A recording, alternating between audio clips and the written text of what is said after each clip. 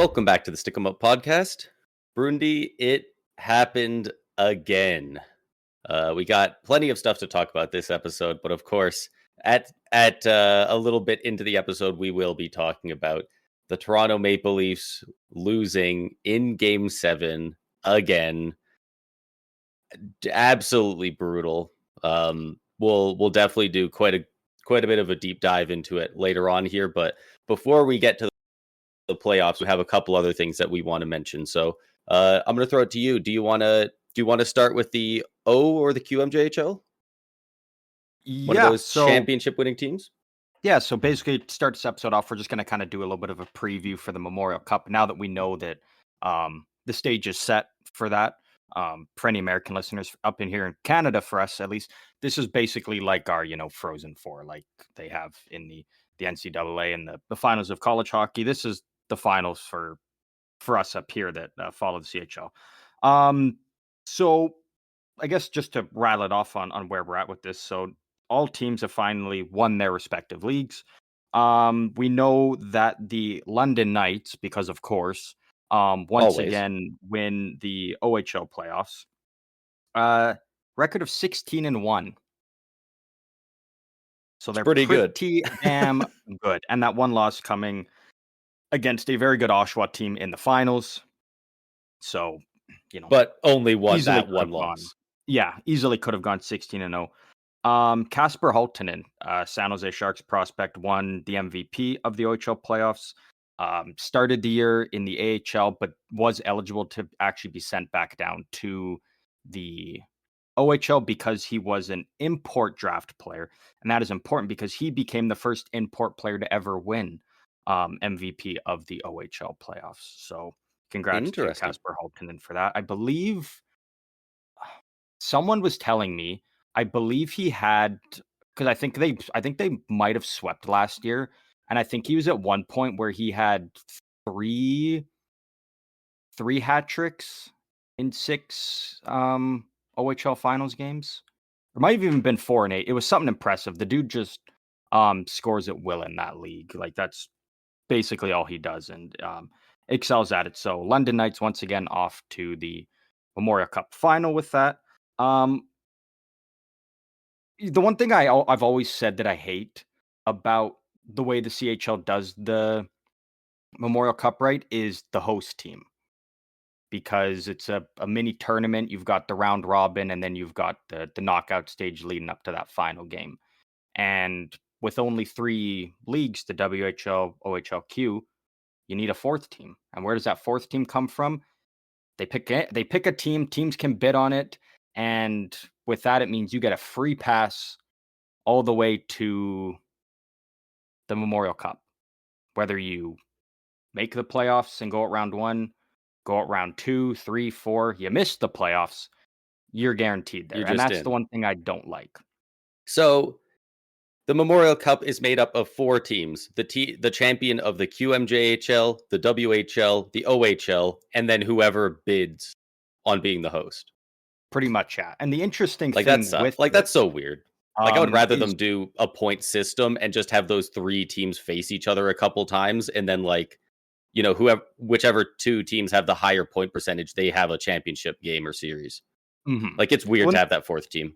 The interesting thing with it is in 2026, the Kelowna Rockets in BC, they're gonna host the Memorial Cup, and they were a pretty decent team this year, but they were carried by players that were going to be graduating out of the WHL next year. So despite being a very good team and potentially going on a run this year, what did they do? At the trade deadline, they traded away like their best players. They sold the farm for a bunch of picks and prospects. And now that most teams are out, what are they doing? They're taking those picks and prospects and they're going out and they're trading for all these good players. And they're trying to revamp the team over the course of 1 year because they know they're going to the Memorial Cup next year. So it was kind of cool to see it in that way that, they had to trade away their best players to give themselves a chance to actually potentially win next year. But over in the Q, the Moncton Wildcats actually just won today, defeating Rimouski. And do you want to know the best part about Moncton beating Rimouski? What's that? Sidney Crosby's old team, by the way, Rimouski. The Legend. Rimouski Oceanic, I think is the team name. I think that's right. Oceanic, something like Oceanic. that. Yeah. They are the host team this year. So you're actually getting the best team in the WHL, best team in the O, and the two best teams in the QMJHL. And it makes it even just a little bit sweeter that Moncton won, because now you've actually got the top three teams of each and the host who is just so close to winning the Q, as opposed to them winning the Q. And like Moncton was in either way, because even if Rimouski won, they would just go with the next best, team, whoever they beat in the finals, which was Moncton. So it's kind of nice that Moncton actually won their way into the tournament, and the host team, they That's don't good. get that extra long bye, right? Like Saginaw won last year, but they had, like a 3 or 4 week break to rest up and prepare for it, while all these other teams were fighting like hell to get through the playoffs. So it's Right. actually a very exciting matchup for it this year, and the way that it worked out. So I do like that. Caleb Desnoyers won the QMJHL playoff MVP. He is a projected top 10 pick in the upcoming draft this year in 2025. He's one of the big risers. I was gonna say he's one of Almost kind those of like a guys Beckett that I've Seneca. seen in some insane looking spots. Like the majority of the draft projections I've seen have, the same guys in the top 4 or 5 spots. I've seen 1 or 2 of them that have him going as high as 3 or number 2. And like I don't I think haven't that's gonna seen any with happen, him. but like I haven't seen any with that him going 2, but I have seen a lot with 3. yeah. I definitely have, yeah. Yeah. So So he's this a upcoming draft's gonna be so fun. yeah, he's basically this year's Beckett Seneca. If you don't follow too closely with prospects, a guy that started later in the first round, has worked his way up into being, up in the near the top of the draft, just by his play and just being a hell of a player, terrific player. So, do you want to give us the rundown on the WHL? Yeah, 'Cause I know you so want. I saved that one to the end there for you. we actually did a small bit of coverage right at the start of the WHL playoffs for this team, and we're getting to talk about them again. The Medicine Hat Tigers won the WHL championship, and They went Harrison 16 and Mennigan, 2, by the way. They went six, 16 yeah, and 16-2, like so 16 one and more 1, loss 16 than and 2, 16 and 3 for the like that's three respective teams to win their way there. that's crazy. And Harrison Mennigan, the goaltender whose father tragically passed away like right before they were going into the playoffs, actually ended up winning playoff MVP in the WHL for the Tigers. So that was a super cool moment. Like if you haven't seen it, I highly encourage you to go seek out the video of him being named the MVP. Like the team is so happy for him, like when they announce it, like that that team looked like vibes at an all-time high. That was just phenomenal. It meant so much to him. He played great throughout the playoffs for them, and earlier today he actually signed his 3-year ELC for the Tampa Bay Lightning because he was a 7th round pick for them a few years ago. Yeah. So It was he's also, uh he's got a path to the AHL and potentially the NHL after this playoff run as well. yeah. The other thing that was really cool, because you mentioned how hyped the team was and how it was a cool moment for him to win MVP. I think the even cooler moment happened just a few minutes afterwards, when Oasis Weisblatt, so he is the captain of the Medicine Hat Tigers. And if you haven't seen the full story with the Weisblatt family, you definitely should. Terrific, just great family, loves Yeah. hockey, terrific parents, like just good dudes. And it was completely shown here, as usually, the captain's the first one to go up there and hoist the trophy and get the first loop with it. He does go up and, grab the trophy and take the picture with the trophy, but he immediately skates away and he calls for his goalie to, be the one to go up there and take the trophy and be the first one to hoist it for the team. And I thought that was just such a cool moment. That was a great move by Oasis. And, just really highlighting this team and how it's, They just love their goalie and how he battled and the passion he had, and again, being the MVP and a big reason for why they got to where they're at now. So if you haven't seen that clip, if you haven't seen the full story on the Weisblatt family, I fully encourage you to go check all of that out because it's Yeah. really just incredible stuff. It really is. Yeah, Oasis and Ozzy. I'm not sure if there's any other of the Weissblatt family yet that has been drafted, but like There's a couple. It's hard to keep they track of both all of look them. like class acts for sure from everything I've When seen. Oasis, couple weeks ago, he did sign with the Milwaukee Admirals in the AHL. That is Nashville's AHL team, which means there's a very good chance he will get to play next year with Ozzy, as he is a member of the Nashville I was gonna Predators. say, So pretty cool. it did Oasis. Is he drafted by them, by the I Predators? I don't believe so. Because I kind of thought he might have been a draft pick for. I kind of thought it might have been for the Oilers. He went undrafted. He went undrafted, but Really? on his Hockey DB profile, there is a picture. His picture is of him in a Blue Jackets jersey. So I'm assuming he probably got a tryout with the Blue Jackets and obviously didn't get it, but has a terrific year. 103 points in 66 games, 29 points in 18 playoff games. Gets a contract going to go play with the Admirals. He's 5'9", 183 pounds. He had 148 penalty minutes this year. So dude's small, but he's an animal. That's great. No, you love to see players like that.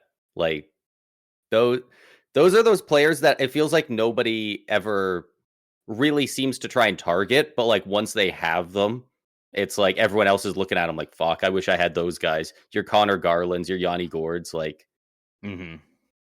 to a And bit of a more skilled version of Brad Marchand. yeah, and if you're a big fan of hockey and want to watch this, Medicine Hat Tigers, that is where Gavin McKenna plays. Cousin of Connor Bedard and going to be the unanimous first overall pick next year in 2026. So um, already got to see him playing the World Juniors look good. We'll get to see him again next year. But this year, we'll get to see him take the big stage in the Memorial Cup and see what he can do in these big games, this big tournament, and see if hey, maybe he puts a team on his back and they go all the way. I'm definitely uh, I'm rooting for Medicine Hat very hard. Not just because Yeah.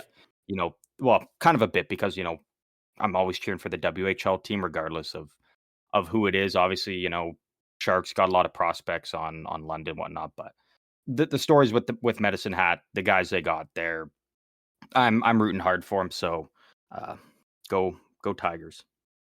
Yeah, Go completely Tigers. agree.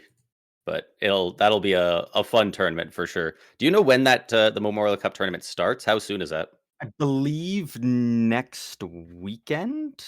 I think well, I guess this Nice. upcoming weekend. Nice. You love it. That'll be fun to watch for I'll sure. just quickly double check here. Friday, boom, Look at that. between Rimouski and Medicine Hat is the opening game. So Friday, check it out. Do you know who they play the rules under? Because these three leagues kind of have not vastly, but like slightly different rules. Do they not? Not a sniff, but yeah, they kind of do, but not a sniff. I wonder if Yep. it's I feel the like I wonder if they almost have like a set rules for the tournament. yeah. It's probably either that or if they're psychos, then it might just be like whichever team is hosting their league's rules. That seems like it'd Oh, be maybe, crazy, but maybe it's very either way, possible. we'll see what happens with that. I got one more thing before we get to the playoffs. Unless, do you have anything else? Nope. That was it on all that. Yeah. All right, awesome. The only other thing I have is I did not see this until rather recently, maybe an hour or two ago. But Washington Capitals Alexander Alexeyev was pepper sprayed and charged with public intoxication following an alleged fight on Saturday morning at 3:26 a.m. outside of Big Tony's Pizza. Officers responded to a fight between two male subjects. Alexeyev was, uh, I'm not sure by who, but I guess deemed the aggressor, and was pepper sprayed and taken into custody. He's since been released, but Alexiev, a first-round draft pick by Washington in the 2018 draft. I believe he played in. Played a couple of playoff games. He played in all 10 of the Caps playoff games. Well, I guess because Farivari went down, so yeah, he was the guy to come up. That makes sense. Yeah, but he shit. sounds like he got a little drunk going for pizza and got into a fight with some dude. He What's is the pizza place again? He's an RFA this summer. Big Tony's Pizza. Yeah, that's all I care about is just Big Tony's. Yeah, no, I really wanted to read this just for Big Tony's Pizza. Just for Big Tony. Like, it sounds like a Family Guy skit or something like that. Shout out Big Tony. Probably Big fucking Tony. bomb pizza, honestly. Just by the name, you can just tell. Oh yeah, some good ass pizza you get from there. I'm just trying to look up his freaking height because I'm pretty sure Alexiev is not a small dude. Yeah, I was gonna say I don't want to say big boy, but like he's a. He's 6'4", 229 pounds. Yeah, so yeah, he's a.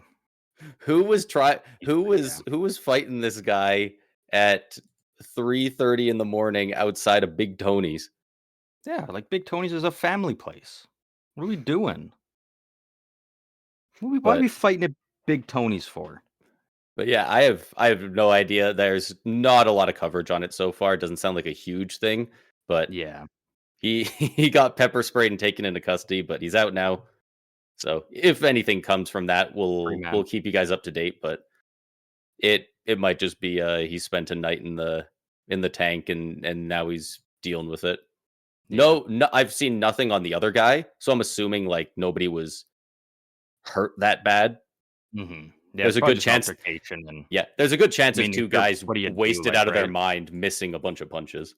Well, right, like, and if you got a guy that's that big and drunk and aggressive, like, yeah, you either got to tase him or pepper spray him to get him down. Like, that's tough hand-to-hand combat to try and take down a man like that. But that's just something I wanted to bring up. But with that, I guess we can get into the playoffs here. Yeah, let's dive into the wrap up of round 2. We now know all the teams that are moving on to the Western and Eastern Conference Finals. The one thing, actually, no, I'll save that. What series do you want to start with? I think we should do it in order of how it went. I think we should go West then East. West and East works for me. If you want to give us kind of the early rundown in the tragic news that came out prior to the start of Game 6 between Dallas and Winnipeg. Yeah, like this, man, the game already had such high stakes, right? Like it's an elimination game for the President's Trophy winning team. You know, Game 6, Dallas is up 3-2 in the series. And then it comes out the morning of Game 6 that Mark Scheifele's dad passed away. And like, that's what, 2 days after he got sucker punched at the end of Game 5, and he's been in and out of the lineup with injuries, and his team's down in the series right now. Like it's just so brutal at the moment for them. And man, there was a lot of people cheering for Winnipeg after that. I think there already was a good amount, but like this is one of those series like Toronto, Florida. Most people were cheering for the Meteor, right? Like people were hoping something bad would happen and nobody would win somehow. Yeah. Like this series, I feel like most people would have been fine with either win because I don't think the Stars or the Jets are very hated by many people. Like the people who dislike them the most are honestly probably Red Wings fans who are still pissed at Jamie Benn. Like that's probably about it. But unfortunately, yeah, that the circumstances surrounding Scheifele. Luckily, he went out there and he scored the first goal of the game. You knew he was going to. Like, yeah, that was a slam dunk that he was going to put one in the back of the net. Huge celly. Like, he was so hyped about it. I believe he scored on a delayed penalty. So a penalty never actually came from the play, but the ref's arm was up. But there was only one other penalty in that entire game. And that was with 20 seconds left. Mark Scheifele takes a tripping penalty. I saw that on an app. I can't remember what I was doing, but I saw it on whatever app I was looking at. And I was like, tripping. Not only is it Scheifele, but it's tripping in an elimination game with 20 seconds left, I was like, this better be the most egregious trip I've ever seen. Luckily, it wasn't a bad call because they had to call it. He tripped a guy who was damn near on a breakaway.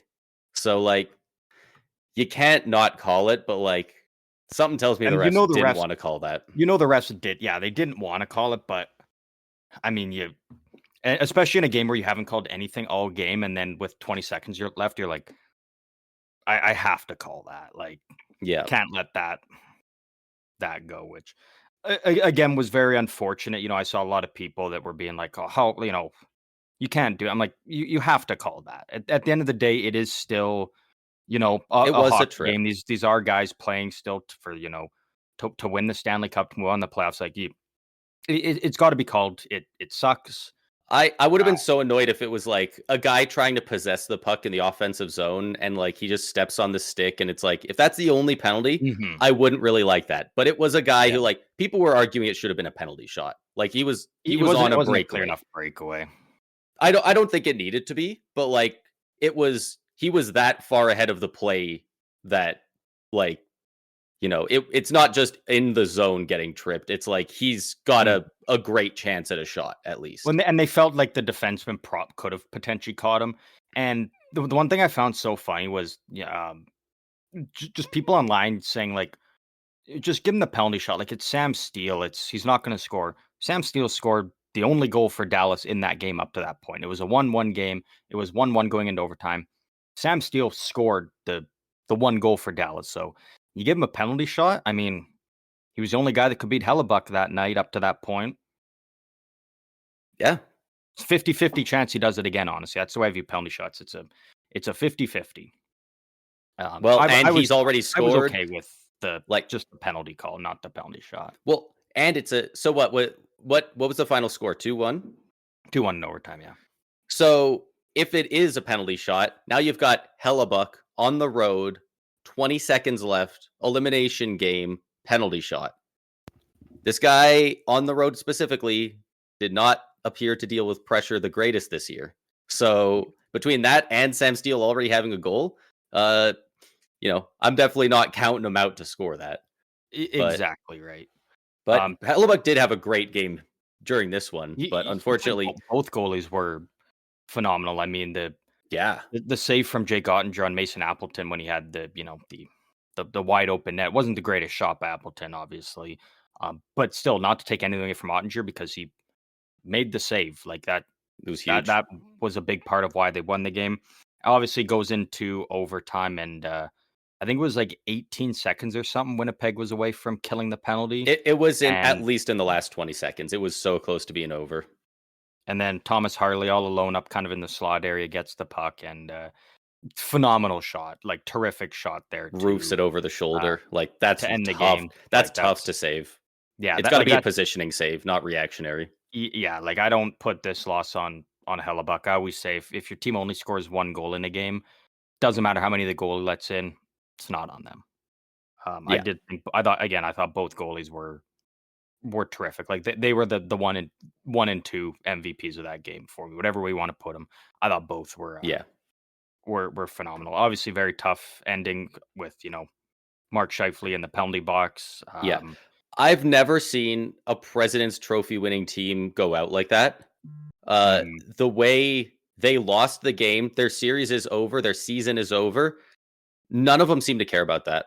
They genuinely didn't look like they gave a shit about that. They all immediately turned and skated towards the penalty box to console Mark Scheifele. And a lot of the guys were apologizing to him and being like, sorry, we couldn't get it done. Like, that looks like a tight locker room. For a locker room that 1 or 2 years ago, people were talking a lot about, like, it's a tumultuous locker room. There's kind of old guys versus young guys. There's guys who are kind of selfish and don't see eye to eye with other players. And, like, there was some stuff about Blake Wheeler and whatnot.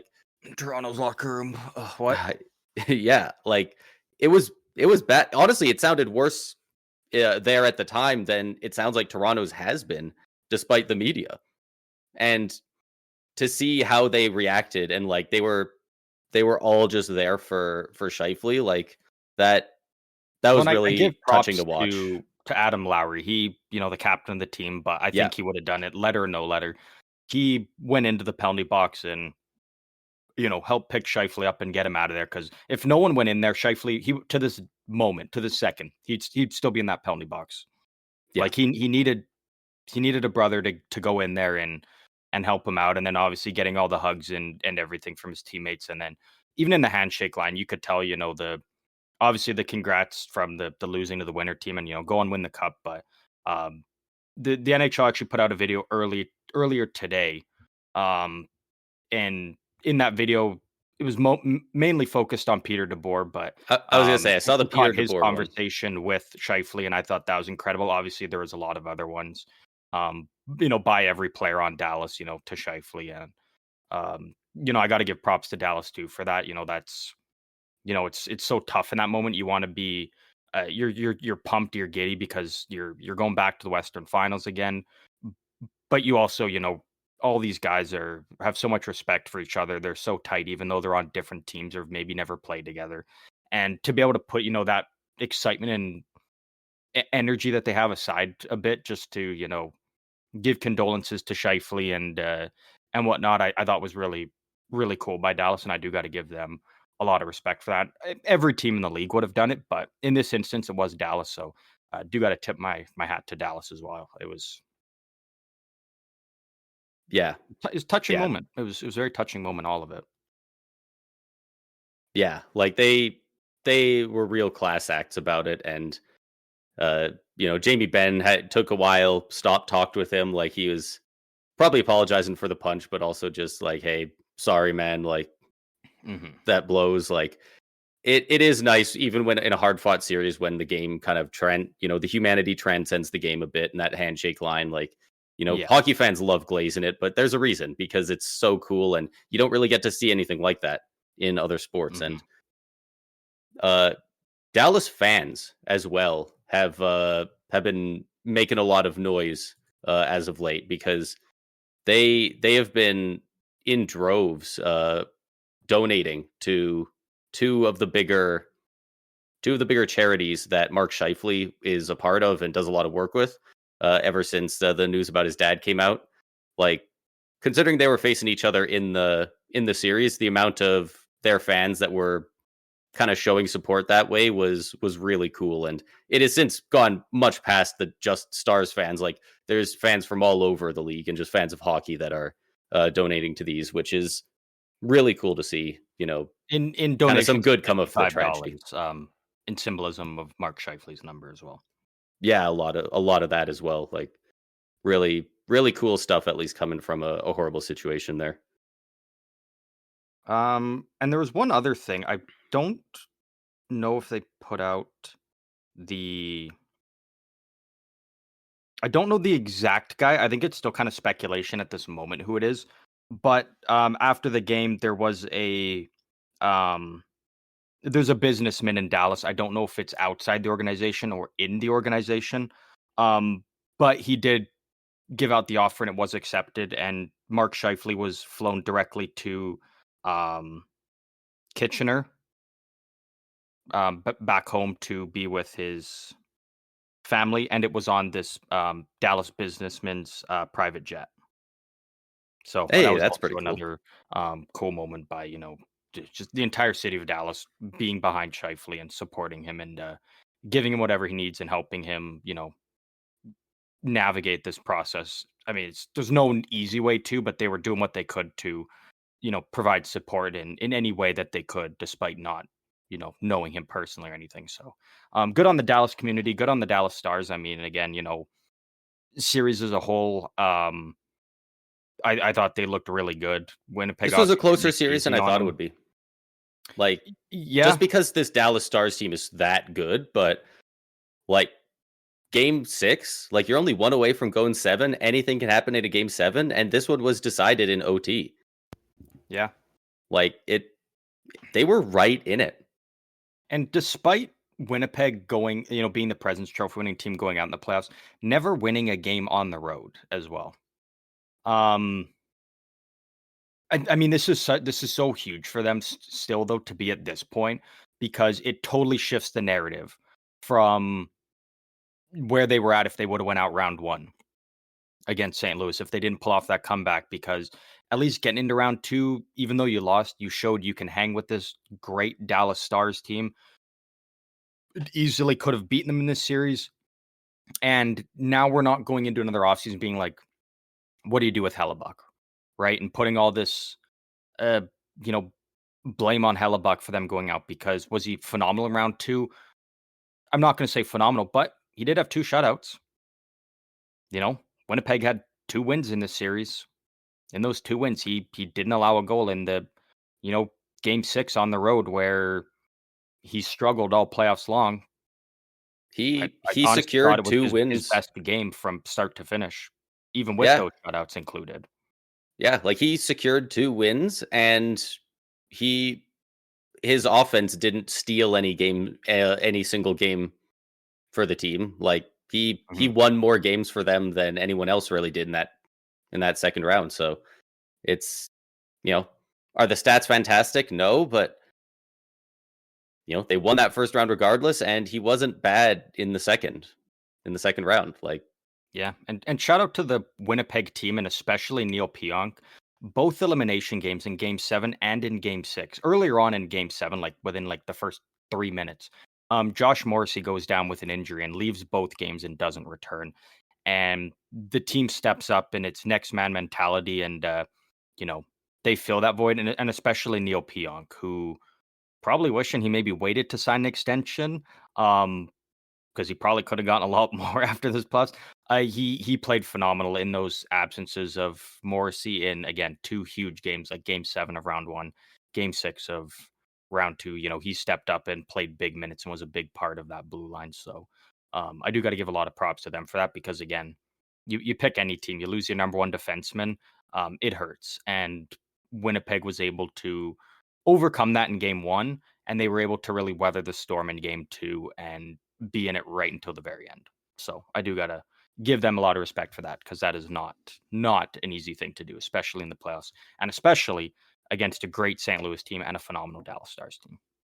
yeah, yeah, it's a lot of good points. I really don't have a ton more to say here on this series. Good luck to Dallas against Edmonton in the third round. Um, I'm just looking at the Jets. I just opened the Jets cap wages, and it looks so pretty because it's all evened out. They have all of their first round picks. They have no second round picks for the next 3 years. They have all of their third rounders. They have none of their fourth rounders. Like they've got no extra picks, but they have no second or fourth rounders.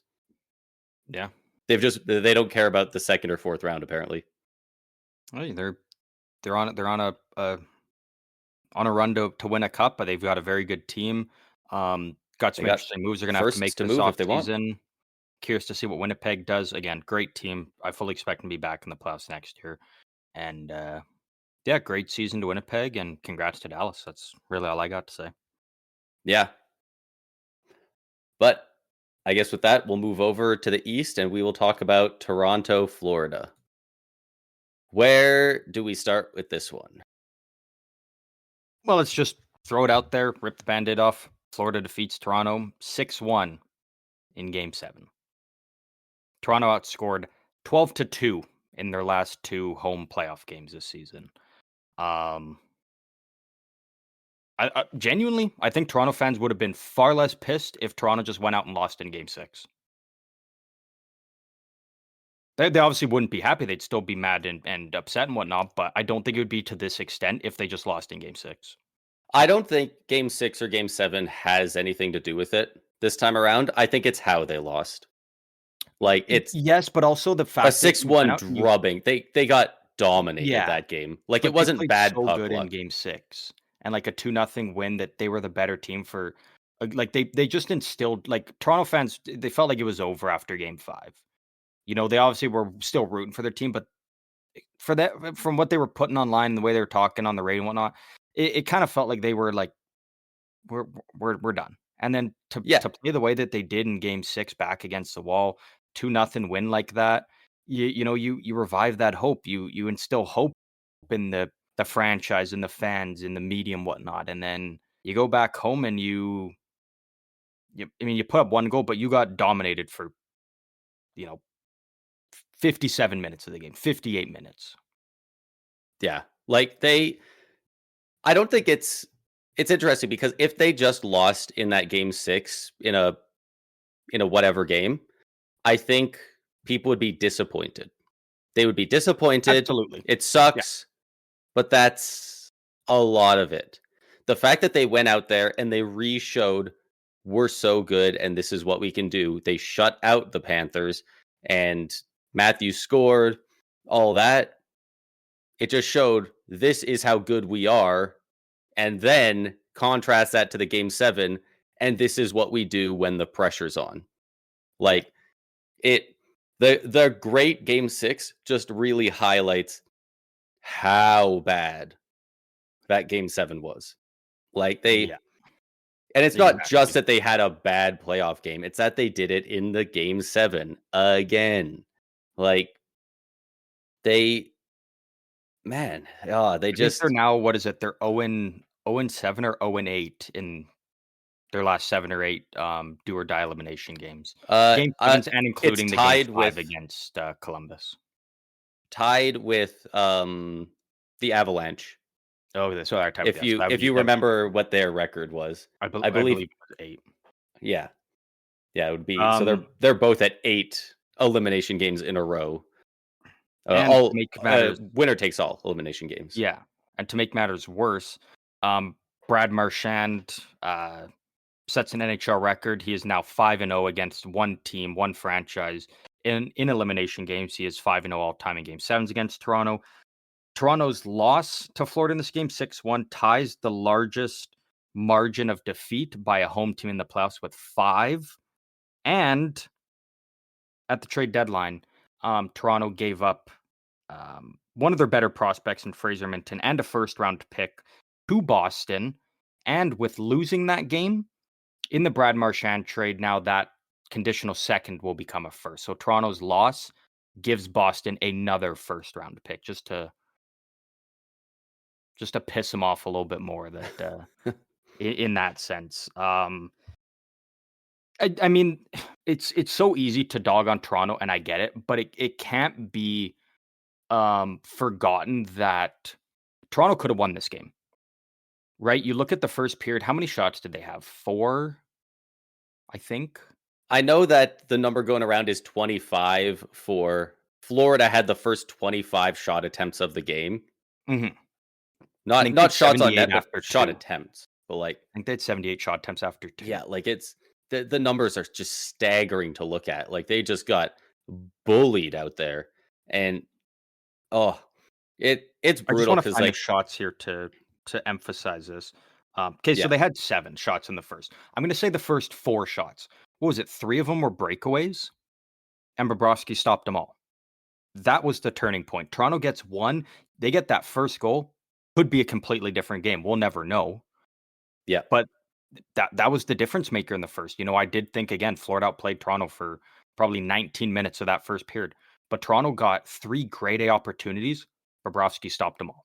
And that is the difference maker when, you know, not a lot Joseph Folk can do on some of those goals, but at the end of the day, Florida had the better goalie, the goalie that could ball out in a game 7, and not the sole reason why they won, but a very, very massive reason for why they ended up winning that. So Yeah. we do got to give Bobrovsky his flowers because, again, like that's tough. That was 3 breakaways in the first period, and you stop them all. That's Impressive, yeah, impressive. that's crazy. Like and I don't know what this team should do. Do you have any ideas? What is your inkling? What should be next for the Toronto Maple Leafs? It even in a loose sense, if you don't have like a specific, sign this guy or whatever, like I mean, you have so the tough part of it is because you have now run the course of 7 years with this core 4, right? 7 years since you brought in Tavares, and you've had Marner, Matthews, Nylander, Tavares, and then even include Morgan Riley back on the blue line. And this is the farthest you've got. And even though this is the farthest you've got, a little bit of a sour taste in everyone's mouth because of how you went out. Because You did play great in game 6, but in game 5 and 7, you just got just fisted on home ice. So, we've been saying it for how many years? You have to shake up that core four. You have to move on. You have to make changes. And the tough part is you can't even trade Marner. There's no will they trade Marner. It's now Marner's a UFA, sounding like he wants 13 mil a year. Toronto, you can't pay him that because you can't run it back. It's not working. You're probably going to lose him for nothing. Very good chance Marner goes to free agency. I think there's a better chance than not. Like, I think it's like 80-90% chance he walks. Like, I don't think they can get a deal done, and I don't think they can really trade him unless it's like a Gensel from Carolina trade last year where it's like they get a third rounder for him so somebody has his rights. Yeah, and that's, not even close to the value if you have moved on from him at some point. And they did try to at the deadline. They did try to move him for Rantanen, and Marner blocked that, and multiple things with that. That's obviously the number one thing Toronto fans are going to Marner to bash him on. And I mean, for that deal to go through, why would Marner leave his hometown Leafs, where he grew up, the team he grew up loving, to go to Florida and have to sign an 8-year deal? Like, to have that thrown on you right in the spot and be like, are you willing to waive? We want to trade you to Carolina so we can get Rantanen and go there and sign an 8-year deal and be a Hurricane. I mean, maybe he's looking at now like, fuck, I could be in the Eastern Final, maybe going to the Cup. But at the end of the day, he didn't want to do that, and I don't blame him. He earned the right to have the right to say no. Secondly, yeah, it's 100% on the GMs. The GM who gave him that no move. I don't know if it was when Rantanen was with Carolina or even back when he was with Colorado, but Elliot Friedman said Toronto could have got Rantanen, but it would have come at the cost of trading Matthew Knies. And Toronto didn't want to do that. So I don't fault them for that. I don't fault them for it, but then Toronto could have got Rantanen. It's not fair to say it's all Marner's fault because, again, he earned the right to say, I don't want to go there. But I think that would have been going to lose Marner. I think it's probably a bad move, just because then in this free agency they would have potentially John Tavares, Mitch Marner, and Mikko Rantanen all walking for nothing, and that would be crazy. And they would have lost Knies. Rantanen was willing to sign an 8-year deal with Toronto. Oh, okay, it would have been a signing. Rantanen would have been locked in already on extension. Oh, okay, but yeah, you're gonna lose Marner for nothing, or at the very least, you probably get a 3rd round pick. Yeah, you've got cap space now to go out and sign other guys, sure, but when you look at how much value lost of having a guy like Mitch Marner walk, I mean, look at Calgary, right? It's still they're still feeling the ripple effects to this day of Johnny Gaudreau leaving in free agency for nothing. Your star player, and at the end of the day, be like, we had a good run with him. We have no cups to show for it, and now we have no pieces left behind. They're just gone. Yeah. Fuck, even the Islanders, when Tavares dipped to go to Toronto, they were left with their dick in their hand, like, we thought he was going to sign. And now you have nothing. Although Islanders did end up winning more playoff series in Toronto than Toronto did across the 7 years since Tavares left. So I think Islanders fans are okay at the end of the day. But I mean, yeah, like it needs a shakeup. I think Brendan Shanahan should be gone. Like, something tells me he won't be there, but he needs to be. That's the shit thing, is that we know he's going to stay there, but he shouldn't. And that's what sucks for Toronto, and I feel bad for them. Yeah. But I mean, you got to shake it up. I mean, it's not working. I actually do have some stats here.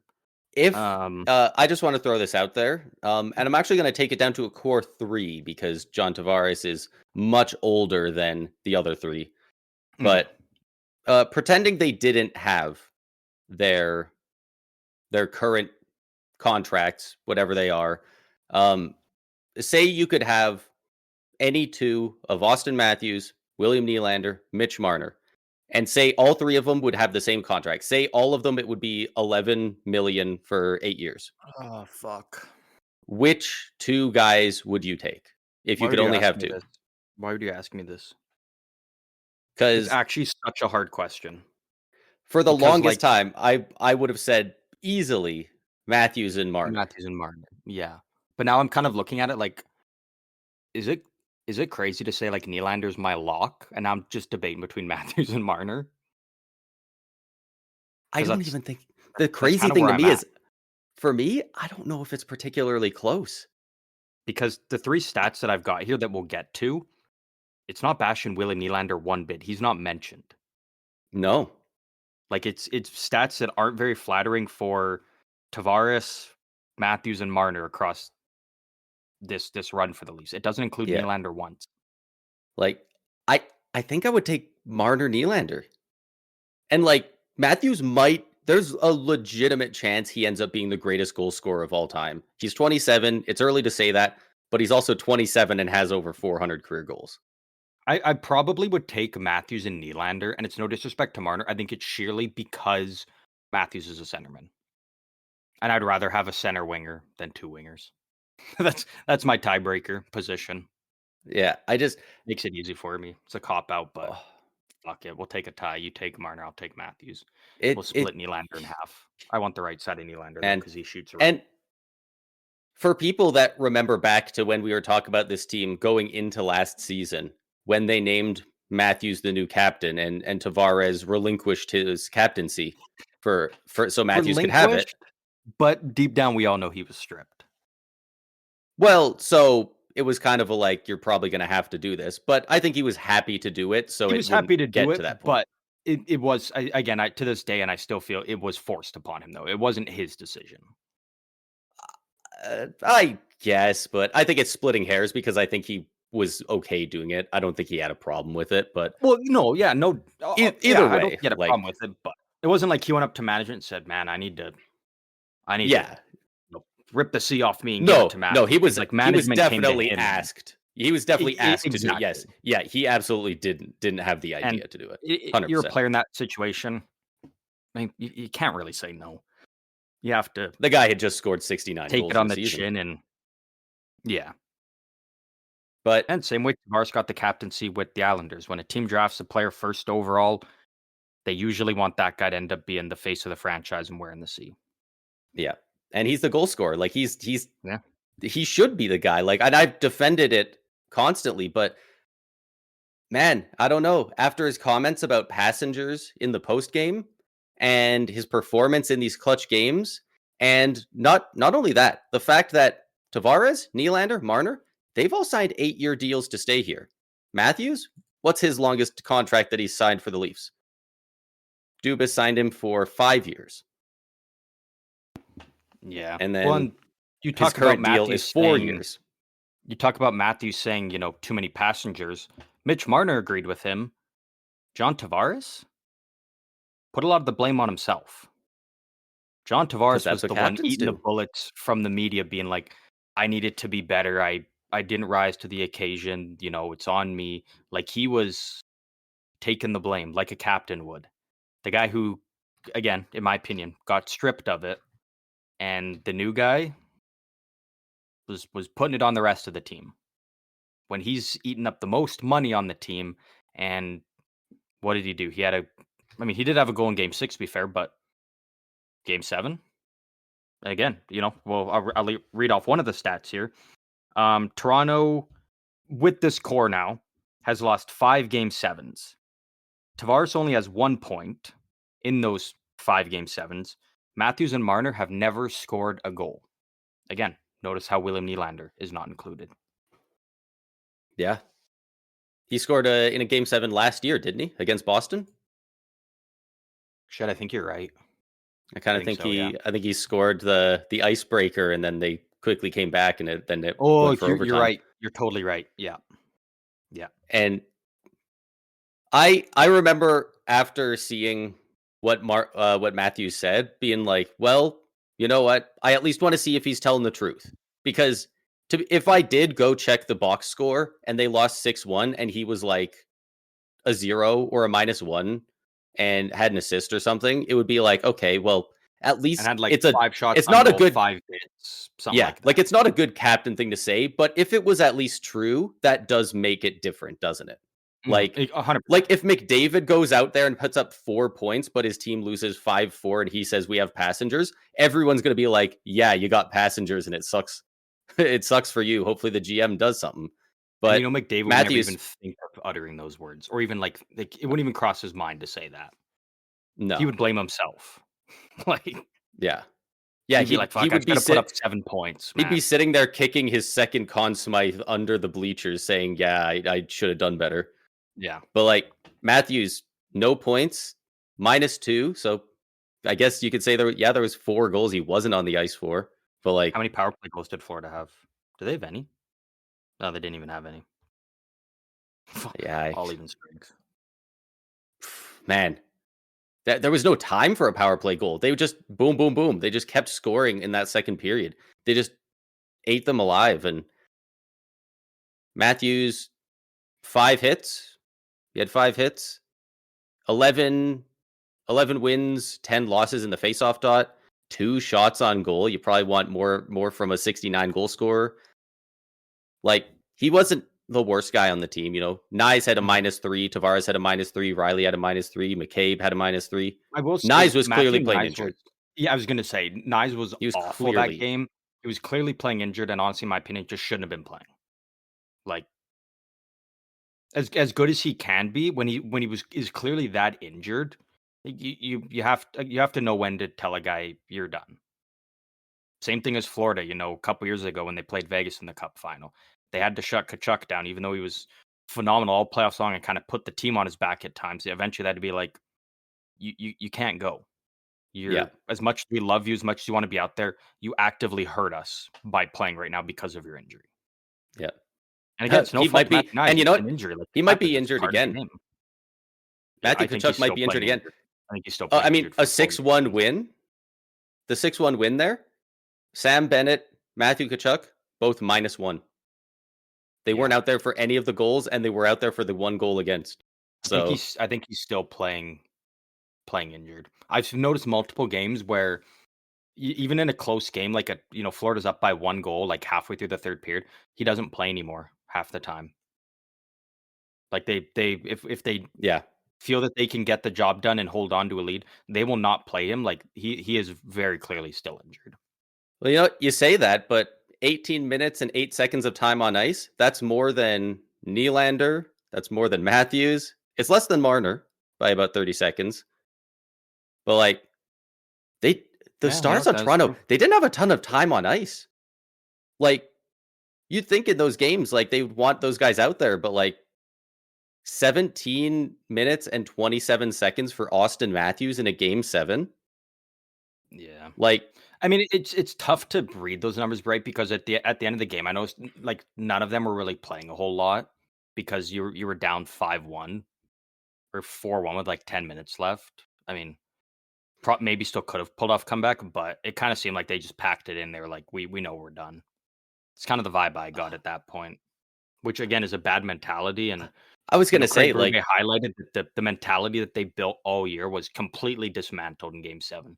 yeah. It sounded like everything they learned all season, everything they built, they literally just crumpled up and threw it out the window across this Game 7. Like, it sounds like everything It's kind of what it just collapsed. looked like watching it. Yeah. Like it was brutal. And that's one thing that, a little bit of self-glaze here, but I love about John Cooper with the Lightning. Even in regular season games, sometimes we'll be down, 6-2, and with 7 minutes left he'll pull the goalie because it's like who cares if they score another one on an empty netter? But like maybe that extra guy gets us a goal and gets us going. Like Mhm. at the end of the day, who cares if they hang up another one? An L's an L. Like might as well try and spark the comeback. So if they were Yeah. really not playing these guys later in the game in the last 10 minutes because they thought it was over, I don't know if that says more about the players or the coach. Uh, Only somebody who's on the bench could answer that. But yeah, and the way they're talking in the media too, like nothing points to Marner coming back. I think I think that Well, Tavares could. We'll see. Tavares will. He made it clear, and he will take a discount, but like, this is Mitch Marner's big payday. And again, the stat doesn't necessarily help the argument that I'm going to try to prove, but for Mitch Marner, in games 1 to 4, so the first 4 games in the Stanley Cup playoffs, he's played 44 games. He has 12 goals, 52 points. So he's well over a point per game in games 1 to 4. Games 5 to 7 in the playoffs, he's played 26, 1 goal, 11 points in 26 games, 5 to 7. Yeah, So and that's when the rough. series gets long, when it gets in crunch time, Marner's not there. But again, if you want to lump him in to share the blame, sure. But the fact that he's the one receiving the brunt of the heat, again, I think is unfair. Yeah, It's a team game at the end of the day. I don't put Nylander in, but Tavares had a great regular season, but didn't do a whole lot in the playoffs. Austin Matthews, I think maybe was still dealing with an injury a little bit from what he was dealing with all year. But again, yeah. he We'll have to didn't see get about it that. done. It's This it's a was team game at might the have end of the been day. Nylander's worst game that I've seen him play in a while, though. Like, Mhm. and he does not have a lot of those in the playoffs, especially compared to their other top guys. But I know there is one clip circulating of it was the moment where he's coming in on the right side of the ice and he kind of gets like a half breakaway. Like the defenseman's still there. It wouldn't be a penalty shot if Yeah. he got hauled down, but he's clearly in kind of free and he shoots it wide and like he almost snipes the far side. It's so close. And like Mhm. that could have been the beginning of turning the game around because I believe it was 4-1 at that point. But the puck goes into the corner, hits the boards in a way where it kind of stops. It doesn't rim around. And then two guys, I think it's Bobby McMahon and one of the Florida defensemen are battling for it. So Nylander shot it to the far left side. He's on the right. He goes backwards from the right side around the back of the net. And then he just like completely vertical, like Evan Bouchard level of standing up still, just kind of free skate, like at a public skate, just pushing, just goes right past him and goes for a change. And like I get it if Yeah. your line's not out there anymore, but like you could have joined that puck battle and created something. Hell, you could have just hustled off the ice. It Mhm. wasn't a great look. And like Yeah, that's one specific play, but like Nylander's that guy that he looks like he's skating more often than the rest of the core four. So when he's yeah, not doing it in a game 7, it's not fun to watch. yeah. I mean, all I can really say to wrap it up for Toronto is again, I think Marner is gone. I think even if he maybe wanted to stay, I think the way he's getting treated by the media, the fans, and whatnot, I think at this point, like, just do yourself a favor, move on. I think he'll have more success, honestly, going elsewhere. Yeah. He just Um, had a kid with his Regardless wife. Like, do you get this of can where be a he whole goes, new it'll be chapter less for him. media. Yeah, and I think there's It plenty of doesn't teams matter where that it goes, it'll be less. Like, absolutely. yeah, Unless he changes sports, like there yeah, absolutely. yeah, and I think there's many teams that have the cap space to make it work with him. Place that I think there's a perfect spot for him to slot in and thrive. I think he just needs to get out of Toronto. It's Yeah. not going to work if he resigns. I mean, I guess fair to him. He wants to stay and try and make it work with Toronto. It's not gonna. And Brendan Shanahan needs to go, and then you try and rework the 100% he team does. and fuck go from there. I mean, really, like fuck, figure it out. I I do not think they should just let Marner walk. Obviously, you can get a third or a fourth or whatever back, but more specifically, he's got that full no move, so he does decide where. But you know, much like the Gensel thing, you ask the guy, where do you want to go, so that we can get you there and we can get a little bit of asset back and we can send you to a location. Help us help you a little bit. So you say, hey, Which which teams in the fucking Western Conference do you want to maybe sign with? And you ship him the hell out. The which last thing they want good is him for it. ending up on an Atlantic team. Like, could you Well, and not imagine? only that, but I think Marner would be more open to that because then he does have the ability to sign an 8-year deal, right? Whereas if he goes to free And agency, the and there's max he that. can sign is 7. So again, is Toronto going to get like much back? No. Like, you could It's go to honestly you more could go about and be not like, facing him as often in the year. yeah. Like But him I mean, being they in the were West. yeah. Yeah, so it'll be interesting to see if they explore that avenue. If you're Mitch Marner, do you want to just stick it to Toronto before you leave, or do you want that extra year? I imagine he probably just wants that extra year and that extra I really 12 or don't think he cares 13 about mil. sticking it to him. I think he wants to love it there so bad, and the place is just He's so just the love toxic at just this point isn't that he the can't. love just isn't given back to him. Yeah. It's unfortunate, but it's the way it goes. Um, Yeah. Do you have anything left on Toronto? I got a couple of things on Florida, but I'm done beating up on Toronto. Get What do you better. think John Tavares signs for? Honestly, I think probably he signs like a 4-year deal, 6 mil per year. It's a pretty steep discount. I could see that. Yeah, It's but I got think at decent. this It's point, got like decent Tavares term. Tavares has made his money, and I think he's starting to realize, like, if we want to win, I got to take a discount. He even drops from 11 down to 6. That's $5 million right there. Yeah, Like that's a Sam Bennett right now. He'll probably make more this after this year, but that's what he's making. Like you just look like that's a great add to your second pair on the blue line. That's a great addition to your middle six, right? Like I that's think a at whole this bunch of point, money for Matthew Nyes. Like, yeah, I'm just kind of banking on the fact that Tavares at this point is like, you know what, I've made my money. He doesn't want to go elsewhere because he made that big jump to go to Toronto to win there and go play his first childhood team to where he's like, I just want to win a cup here. And if it means I got to take a discount to get it done, at this point, fuck it. yeah. Uh, I actually thought I said earlier that Mitch Marner had signed an 8-year deal. I was wrong. Apparently, his current contract was a 6-year deal. I was kind Um, of wondering that. Yeah. I actually thought it was 7. what what the hell are they doing over there that they can't get their superstars locked in for a full 8? Well, they wanted to, How? the players wouldn't. Well, yeah. So like, I'm just wondering, are they bad at negotiating? Is it that bad that they can't even get franchise icons, guys who grew up loving this team? Like, Well, because the players want to make th- more money. They signed but but those but no deals. other team ever has this issue, do they?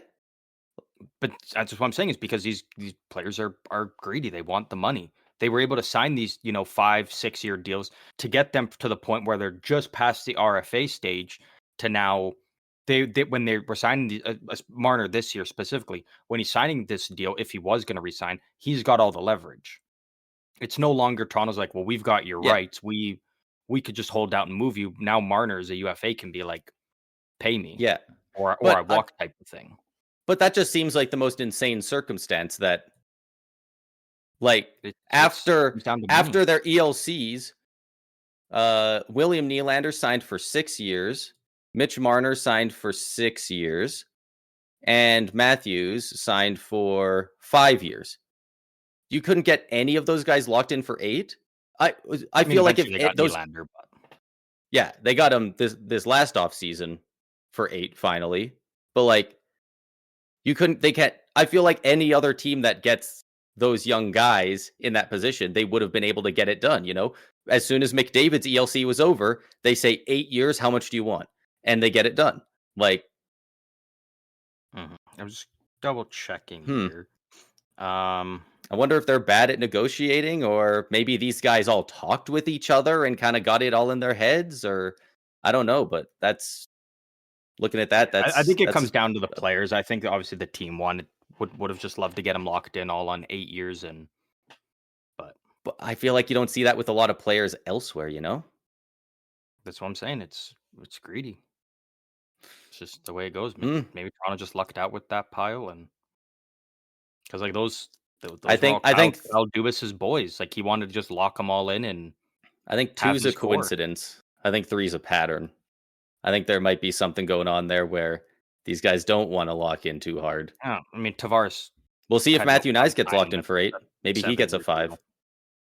Yeah, I think it's more the players than the management. It gives them more power, it gives them the ability to make more money, and um, I but don't who know. knows? I'm Toronto's thinking just of a some of the most fucking selfish players in the league, and Mitch Marner doesn't scream, one of the top milk this for all the money I possibly can guys.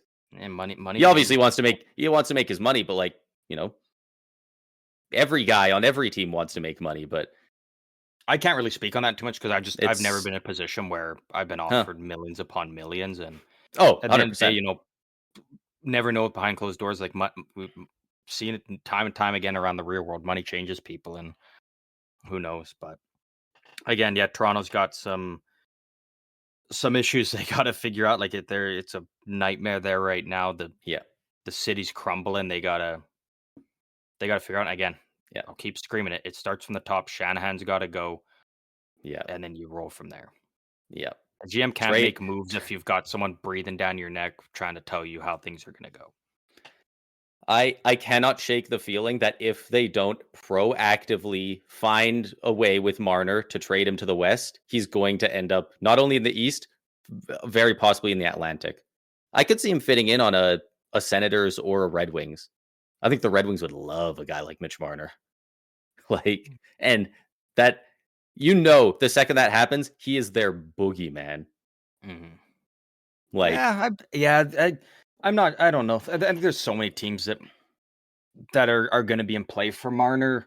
And again, I think at the end of the day, he might just be in a position where, again, you're getting away from the Toronto media regardless, and it's just where's the best place to hang your hat and have your family continue to grow and your kids grow up, and what's the best place for it. I think that very well could be a big determining factor for him. Yeah, there's a good chance. The Florida Panthers, third year in a row going back to the Conference Finals. Conference Finals. Game 4 or Game 7 again. Already mentioned how phenomenal Sergei Bobrovsky was, but you look at just to quickly go back to Toronto. Toronto's two biggest trade deadline acquisitions, Scott Laughton and Brandon Carlo, did nothing in that game. Like they really didn't. Scott Laughton really actually didn't do much for Toronto at all, and that's kind of why I think he was good for them. I think he was pretty good for them in their but when you look at their run and down the stretch. That's why I said I think Laughton was, an interesting player to go after, but I said not worth the price of a first round pick. Maybe he's making only 1.5, and they still got him for next year as well. He's only 30. Yeah, I think he was. It depends on. I thought he was pretty good. I thought he was pretty good for him. A first, that's a decent bit to pay for sure. But they needed to try and go all in. Obviously, it didn't work out for him. But look at Florida. Their two big acquisitions: Brad Marchand in Game 7, 1 goal, 2 assists, +3. Seth Jones got the opening goal for 1 goal, 1 assist, +2. Yeah. The guys Florida went out after and got, they were I would argue that their two best players. Well, I'll say 2 of 3 because Bobrovsky's right. Outside their best forward, best defenseman. Like they were exactly that. I got a question here for you, and I want to see if you know the answer. Sure. Out of and again, don't think of exactly where they play, but out of what they're normally listed as, their traditional position. McDavid is number 1 for points by centerman with 17. Leon Draisaitl is 2 with 16. Who is 3 in the playoffs among natural centermen? Is that for just this playoffs? Yeah, just this year. For natural centermen for points. Mm-hmm. Well, I will tell you off the bat, I definitely don't know for sure. However, I know that guys like Matthews had 10. How many games did they play? 10? I think he was a point per game or like one less. They played 6 and then 7, so 13. Well, I'm pretty sure Anton Lundell scored a couple of goals or got some puck touches in the Game 7. And I know that like all the Florida Panthers players were tied at the top because we talked about that last episode. So I'll throw at Anton Lundell. Very close. It is another Finnish player, Eetu Luosterainen. He has 12 points in the playoffs so far. Tied with they have him Marchand listed as a center because he's a winger usually, right? He's been playing on the wing, but he's still listed on the roster as a centerman. Yeah, I think he's normally a centerman, but he plays so well with Lundell, and Lundell is only a centerman, so it's kind of one of those situations. So third among, again, guys listed as centerman. Game 5 against Tampa, where they eliminated Tampa. 1 goal, 3 assists for 4 points. Thanks, man. Was a +4. Yeah. Game 7 against Toronto, where they eliminated Toronto. 1 goal, 2 assists, +3. So he has 2 goals, 5 assists, is a +7 in the 2 elimination games that Florida won. Yeah, that line is pretty fucking good. incredibly It's underrated. pretty damn good. Over the last several years, Lundell and Luosterainen have been amazing for this Florida Panthers team, and not a lot of people are talking about them because they have so many other guys. But like they are so good at both scoring and playing great defense. Like they are, and Yeah. man, dude, fuck this team, man.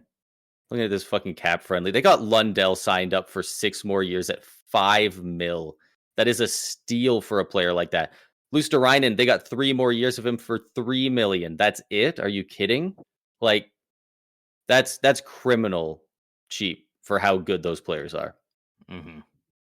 Yeah, man. I mean, this Florida team again, it's just deep from top to bottom, and they were already, they were already the cup winning team. They did lose a couple guys in the offseason, which did hurt them.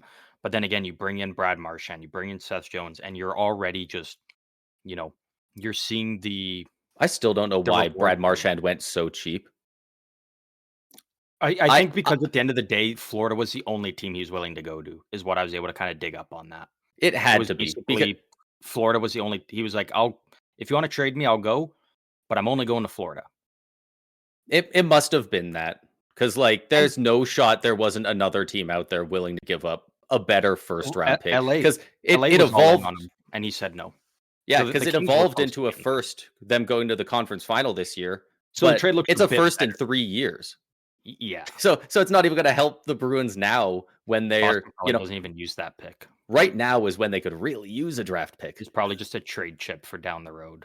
Probably. Yeah, But like Marchand a didn't want to go trade to the chip down Bruins. the road for Brad Marchand, Yeah, that's your I almost, boy. which It's kind of crazy. makes me wonder. I think it comes down to two possibilities. One, Marchand's just going to re-sign cheap in Florida and just keep running there with the boys, or the plan was always for him to go on a cup run with Florida and then he's going to go back to And then Boston. go back. I Because again, can't see him playing anywhere else. I think it's Boston one of never those gave two. a C. I mean, most teams normally don't give a C when they trade their captain at the deadline, but he could easily just come back, get the C back, and just retire as a Bruin at that point. Yeah. And then maybe he gets an extra cup added on, and they get a first. So I tell you I what, if he goes back and give it a C. resigns, that's a very smart move for him if he wants a job in the NHL after he retires. Mhm. Because I think if he stayed in Florida for 3 years and then retired, he'd probably have a job with the Bruins anyway in the office if he wanted. But if Yeah. he comes back after that, I think he absolutely gets a job, and I think he gets his pick of what job he wants, basically. Like, Yeah.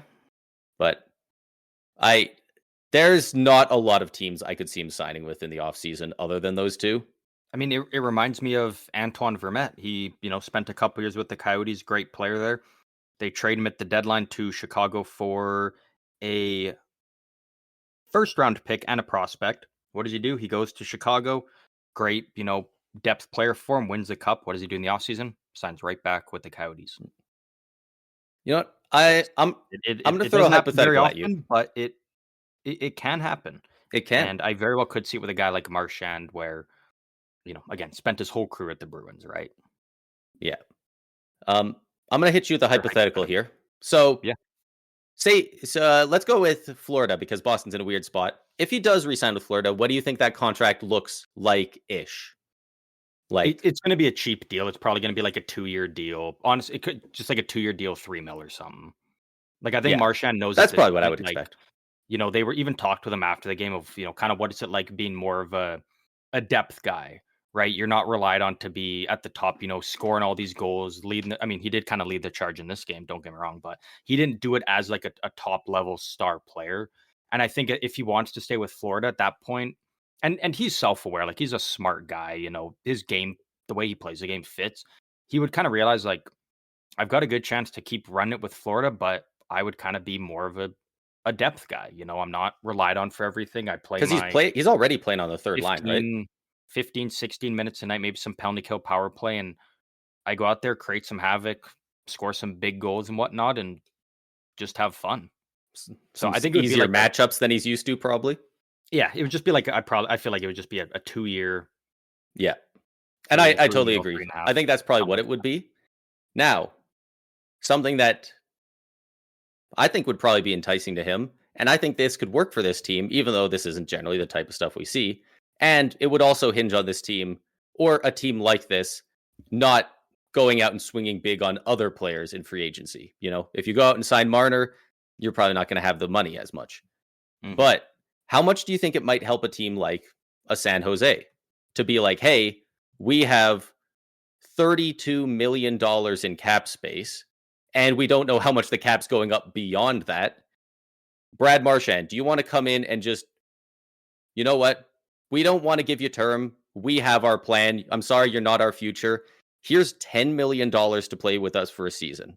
Or 9. Nobody's given them 9, right? 8. Something like that. And just be like, hey, here's a fuck ton of money. Come in for 1 year and just show them how to be a winner.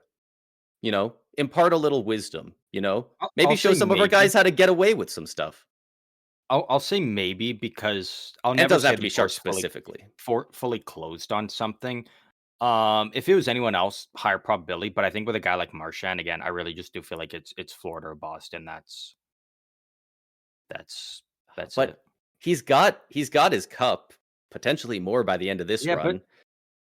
I mean, at that point, why do you want to go just waste away for a year and lose, right? I think this team's looking on the up. I don't think they're I going to think he necessarily could make the bring playoffs, a lot but of great stuff to San Jose. But again, though, like you and wouldn't be he's a going guy to who the hasn't ever playoffs. gotten paid, He's not a guy who ever made the big bucks. He I mean, signed yeah, massive discounts over in Boston. Like he could he could get a decent chunk of, like, I'm sure he's living comfortably. But the most he's ever made in a season is 6.125 million. I Like, mean, again, I'll always say maybe because I think there's a possibility, but I'm just still in the camp of it. I really do think it's yeah. Florida or Boston. I don't think it's super realistic. I definitely think there's a way better chance of Boston or Florida, but like, do you think something like this would be something that a team like San Jose or I don't know about the cap situation, but maybe the Ducks or like another team over somewhere like that would want to I th- entertain I'll for say like a 1 or possibly 2 year deal?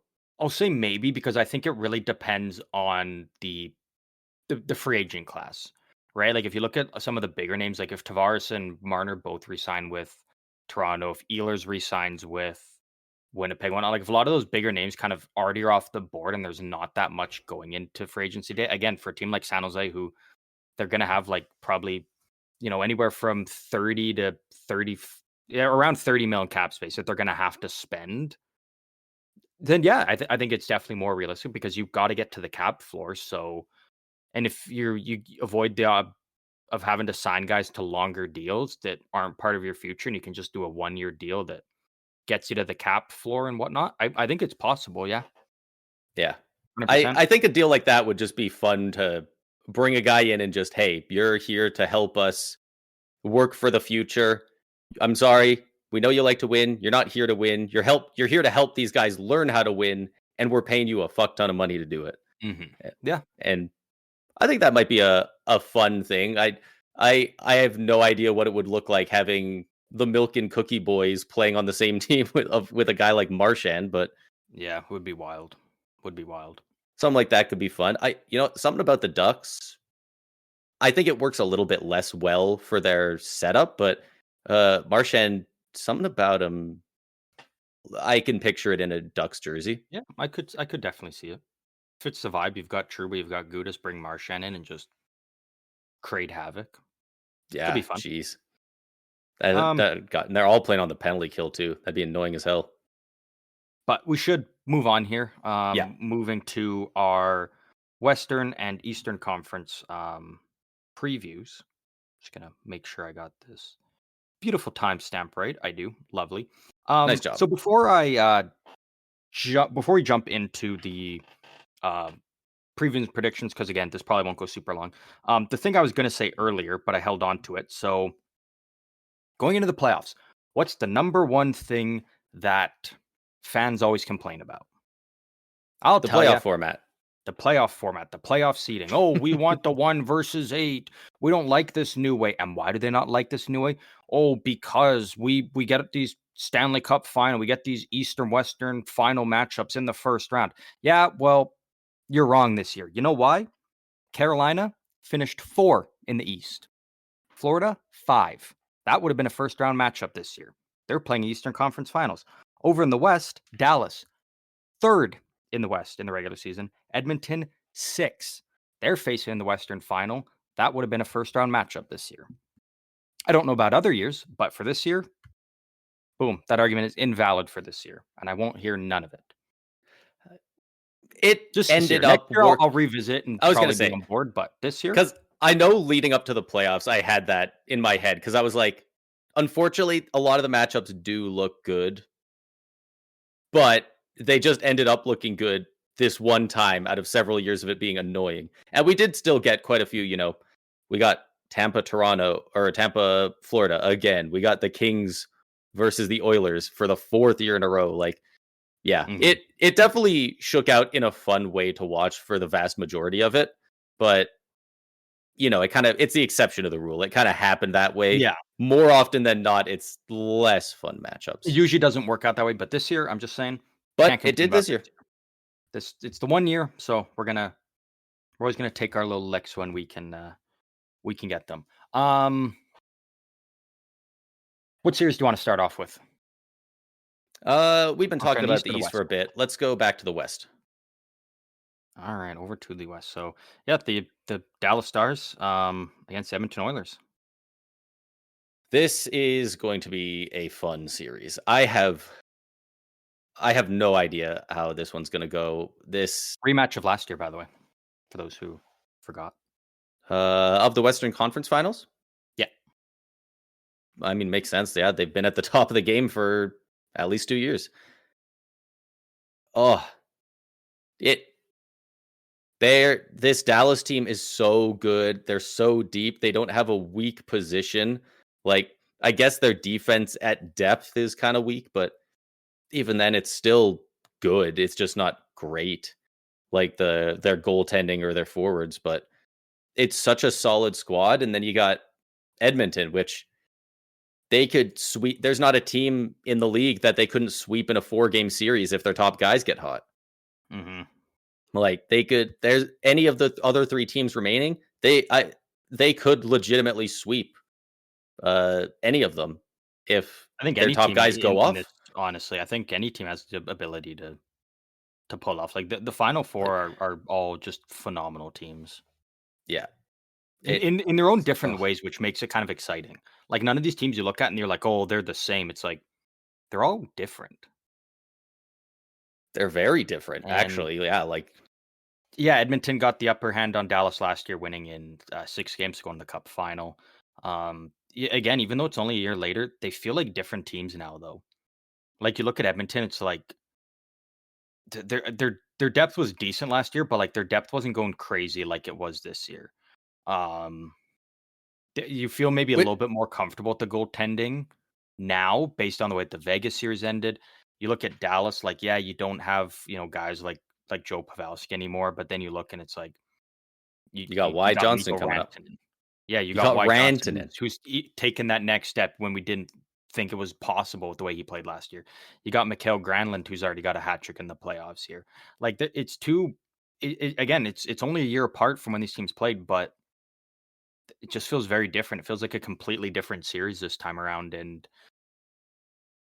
it's going to be good. Edmonton's coming in as the favorite in the series at -120.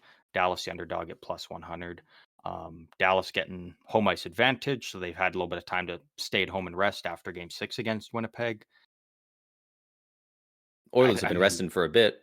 Yeah, Oilers have had a good bit of rest. Fuck, it's been so long since they played. I don't even remember when they finished their series against Vegas. Yeah, it's been getting close to a week probably, and Matthias Ekholm doesn't sound like he's going to be traveling to Dallas for games 1 and 2, but I think as soon as game 3, we're on Ekholm watch. I don't know if he's going to come back for that game, but I think at any point after that he could. I heard a rumor from a credible source within Edmonton, and I believe that they said it on the Spit and Chicklets podcast. It sounds, and again, it's not confirmed, but it sounds like Edmonton's targeting Game 5 for Ekholm. Again, very well could change depending on how the series goes. Like if Edmonton's up 3-0, they're probably just not. Just sit. If they're down really Game 5 3-0, because that's a single on the road game, is it not? Yeah, but again, I think they're kind of just going on like a timeline of how many days type of thing. Just That's kind of fair. looking at it like, you're about 10 days away, and that kind of lines up with around game 5. Could be game 4. So, but it is sounding more positive that Ekholm will be back at some point in this series because again, one of these two teams could sweep, but I really don't see that happening. So, we probably will see Ekholm at some point in the Western Conference Finals here. Yeah. And this Oilers team, it's crazy because they lost quite a few good players, Ryan McLeod and Warren Fogle.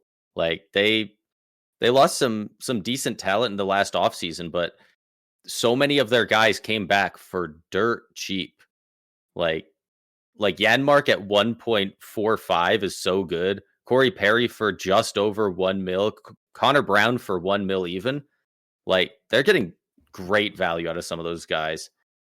And man, I think they look better than last year. And they went to game 7, 2-1 loss in this cup final. Like if they're looking better this year, it's hard to pick against them. I guess that's why they're the favorite. But man, this Dallas team is also so deep. Like I don't know. Are you leaning one way or the other? Yeah, so I just wanted to find the stat here just to touch on Corey Perry. So Corey Perry in playoff games played now, he played 118 during his stint with the Ducks. Since leaving the Ducks, he's already at 108. I mean, yeah, he's gone to how Like many cup finals? yeah, he's just I mean all his years with the Ducks, just constant playoff team, couple deep runs and whatnot. But yeah, like since he's left, it's just been so many what was it, 4 straight cup finals? Yeah, Or maybe Montreal, missed one in between? because Oh, it would've missed one in between. It was 4 and 5 years, but it was 3 right, straight. Now it could yeah, go this year, and it could be 5 in 6 years if Edmonton wins. like that's so Um, goofy.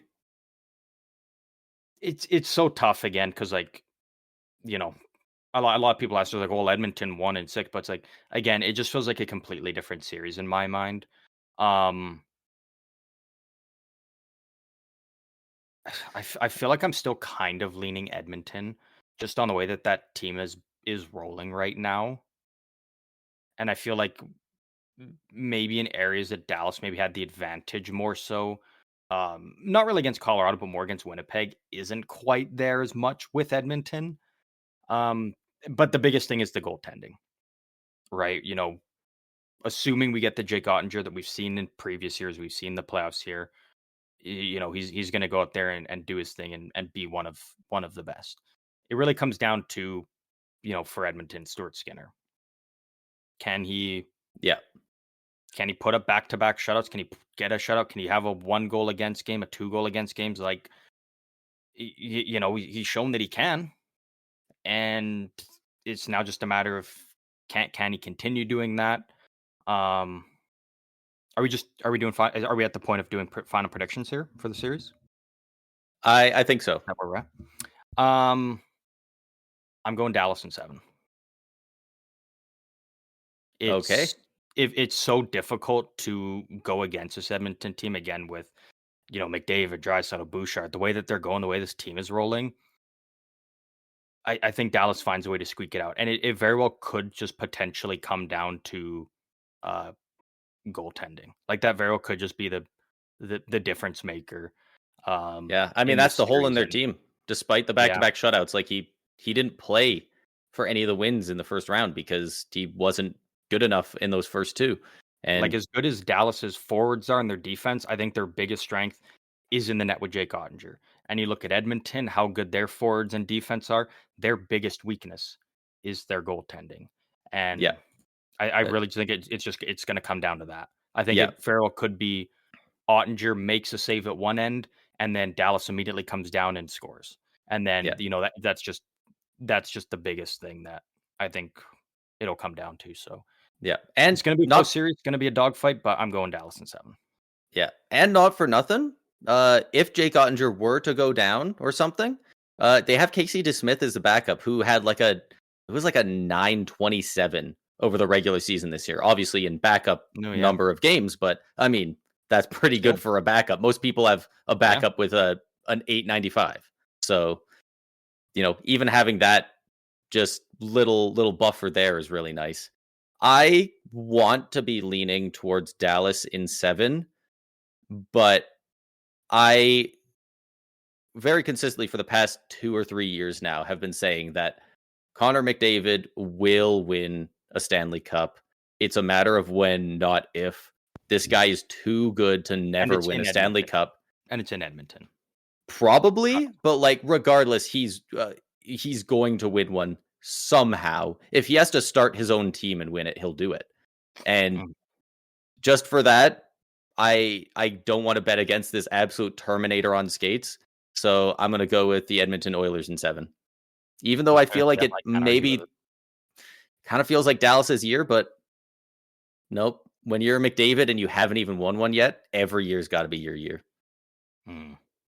Yeah, no, I can't argue with that.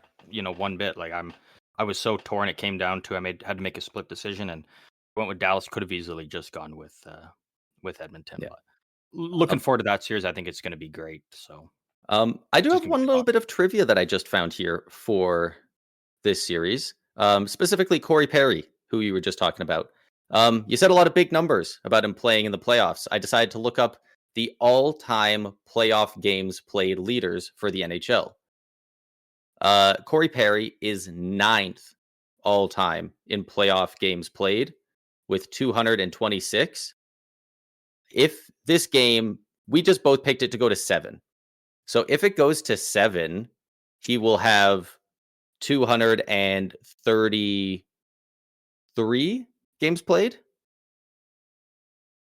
Yeah, 233. That will take him from 9th up to tied for 6th in all-time playoff games. And guess what? If he were to play 4 more, if he got swept but got to the playoffs the year after that, he's now in 4th. Damn.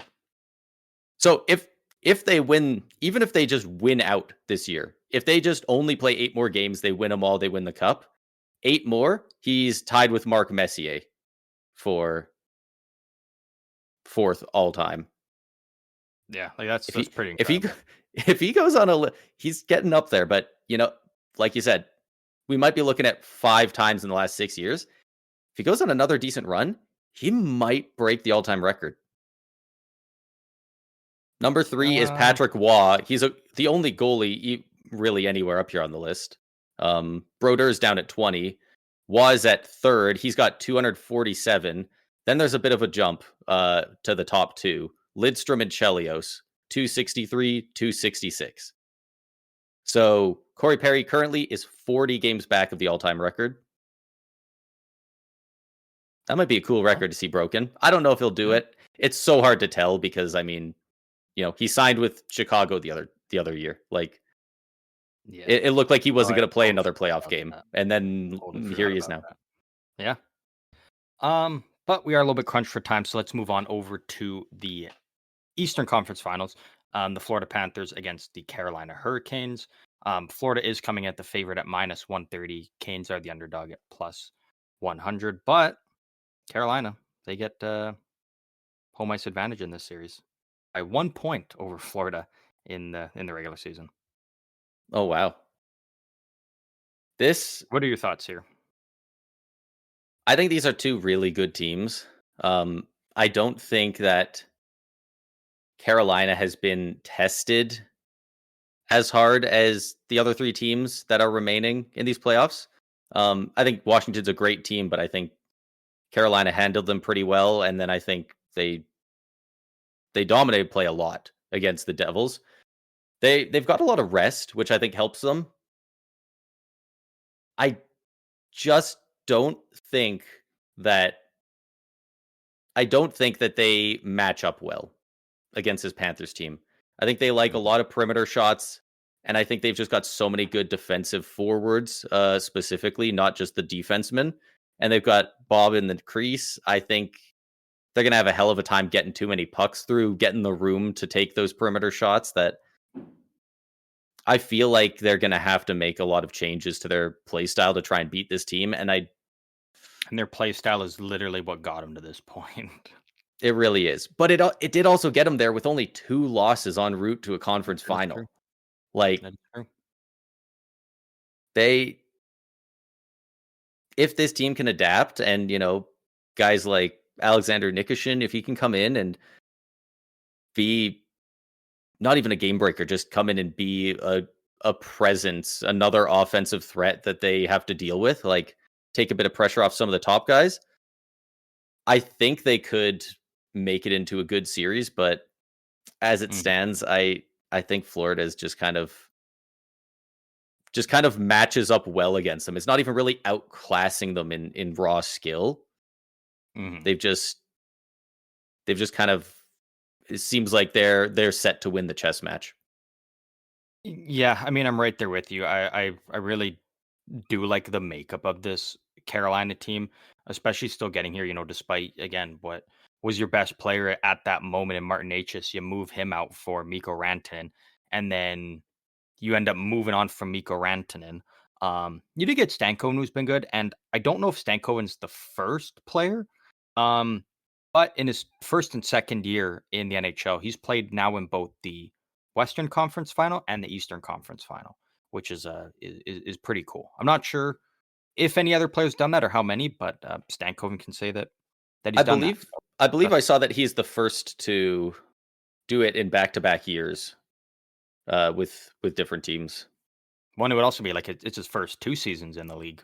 Yeah, It's his first 2 so go rounds, so he's got that, which is pretty cool. that's pretty cool. But Yeah, I'm right with you. Again, it's not even that, I think Carolina's got less skill or they're a worse team. I think it's just the makeup of the teams and the way that they kind of operate. Again, like you mentioned, Carolina gets a lot of perimeter shots. And if they take those, I think Bobrovsky's going to be fine with those. And they need to create again, havoc in how front. many are they going to get with Florida and the way that they play, of it being a, you know, kind of more of like, we clean up our own end and then we go out there and we dump it in and create havoc on the forecheck, right? So yeah, Yeah, I have a hard time seeing Carolina winning this one. Again, I don't think they get dominated by any means. Um, but I think it's an uphill battle for them. Can they do it? Absolutely. Um, but I'm going Florida in 6. I was gonna say I am also going Florida in 6. Uh, I would love to see Game 1 be a high scoring game. I would love to see Carolina busted open early and, like, you know, put up 3 or 4 goals at least in this first game and show that they can score on them and score in ways that don't just look like they were kind of lucky. That, you don't want to score all your goals and have the announcers be like, "Oh, that one had eyes. That made it to the net." Like, no, you want it to be like, "No, their guys walked in and freaking sniped it and Mm-hmm. took them down." So Yeah. if they can do that, like, I think my opinion of this series can change on a dime after Game 1. But at before it's happened, looking at it, I'm thinking, yeah, Panthers in 6. Mhm. And Hoping it's again, close. like, if Florida's pretty banged up, the longer this series goes on, I think the more it benefits Carolina. That's true. They are a Um, banged up team, probably the most banged up team left in the playoffs, I would say.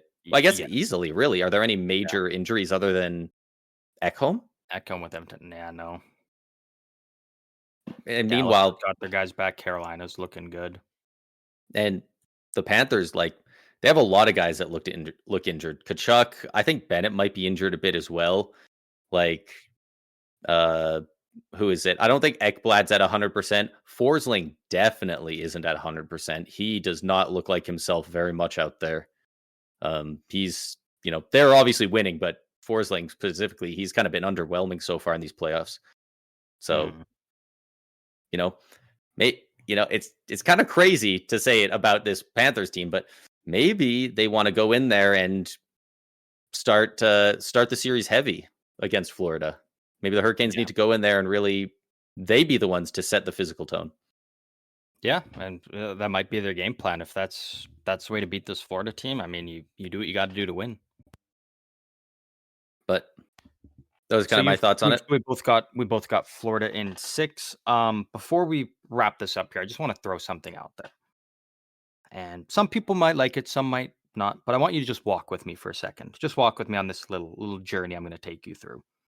Okay, I'll do it. Dream scenario for me. If I got asked how would I want this all to end, this whole playoffs. For me, the most exciting possibility is a Dallas Florida game 7.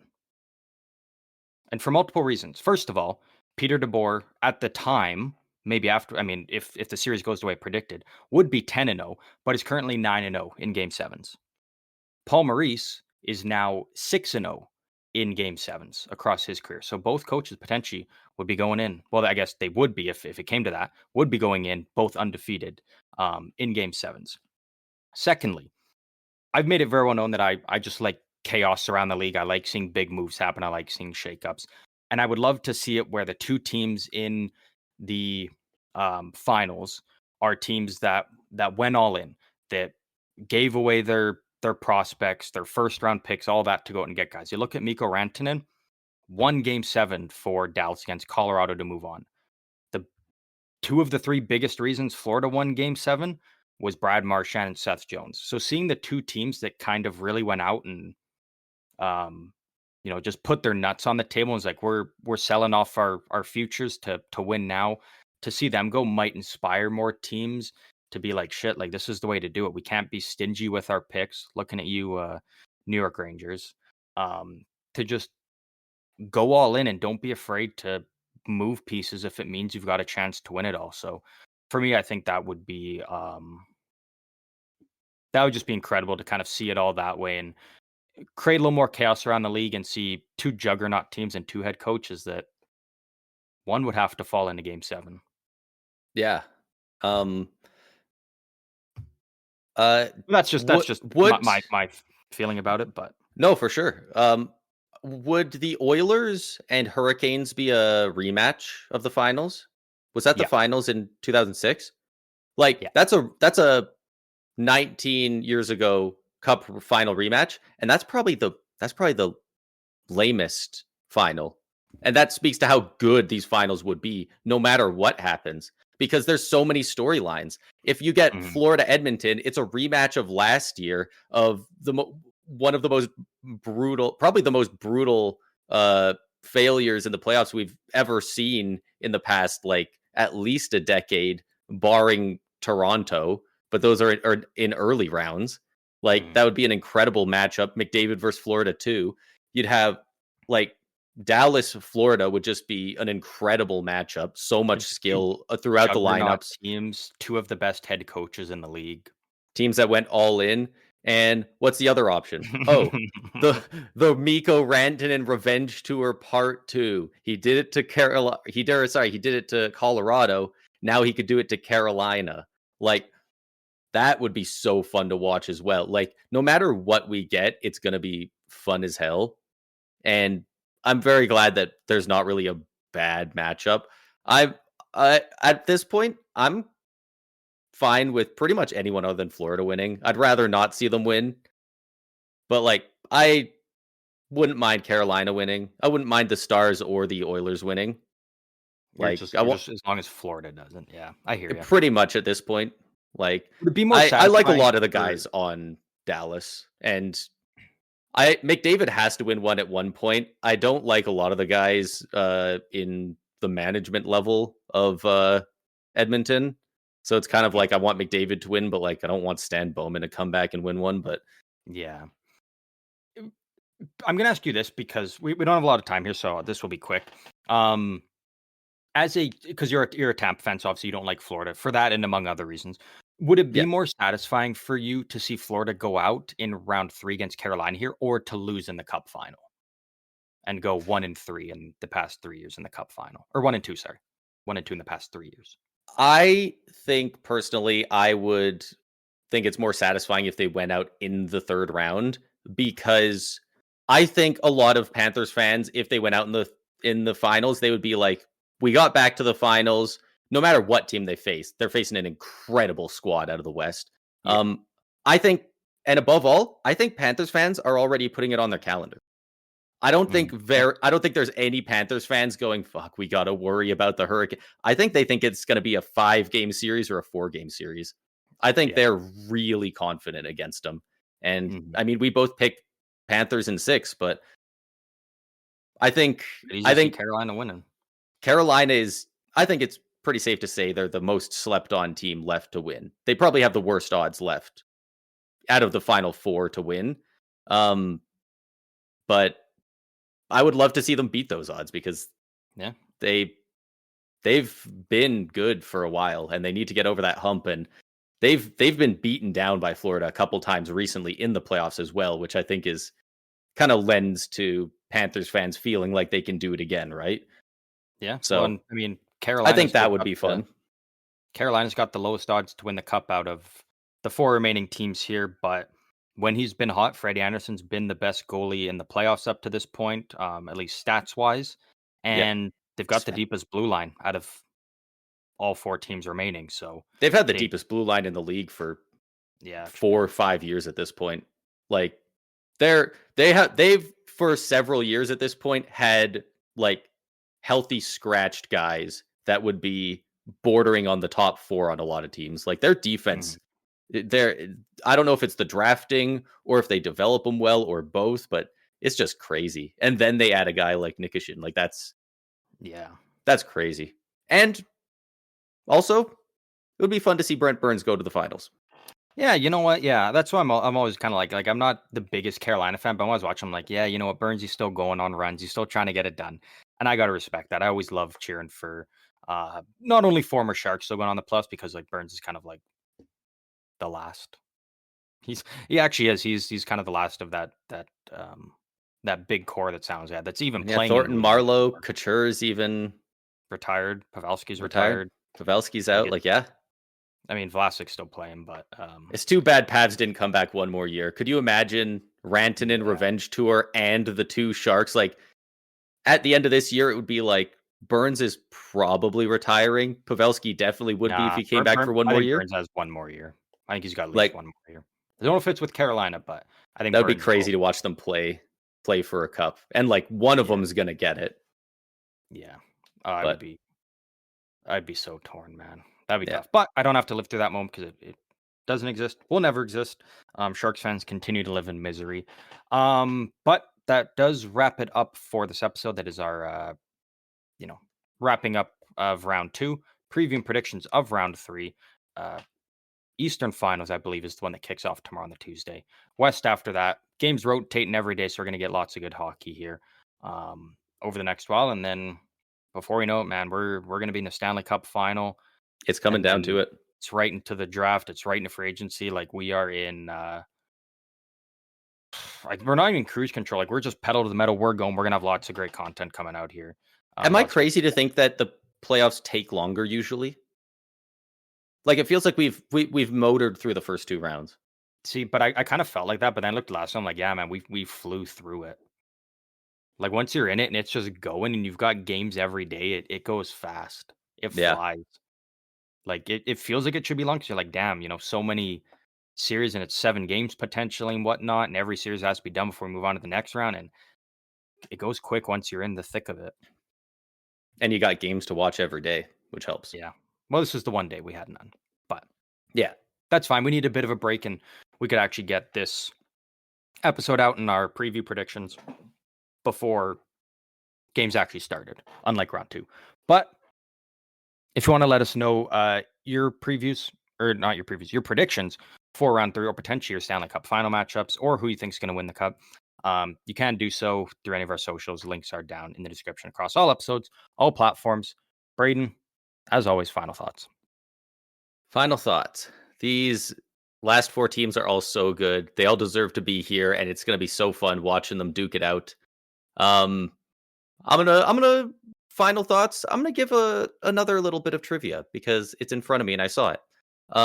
There is 1, 2, 3, 4, 5 guys in NHL history currently tied at 134 career playoff points.